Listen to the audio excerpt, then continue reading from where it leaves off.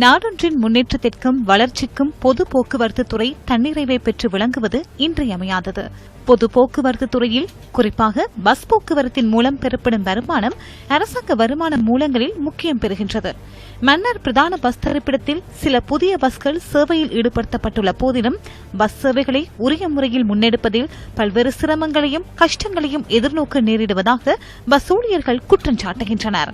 இங்குள்ள பிரதான பஸ் தரிப்பிடம் தேர்தல் காலங்களில் ஒட்டப்படுகின்ற அரசியல்வாதிகளின் பிரசார சுவரொட்டிகளால் அலங்கரிக்கப்பட்டுள்ளதை எம்மால் அவதானிக்க முடிந்தது. குறிப்பாக இந்த பஸ் தரிப்பிடம் பயணிகள் பஸ்ஸுக்காக தரித்து நிற்பதற்காகவும் நிழலுக்காக ஒதுங்குவதற்கும் முடியாத நிலையில் சேதமடைந்து காணப்படுகின்றது.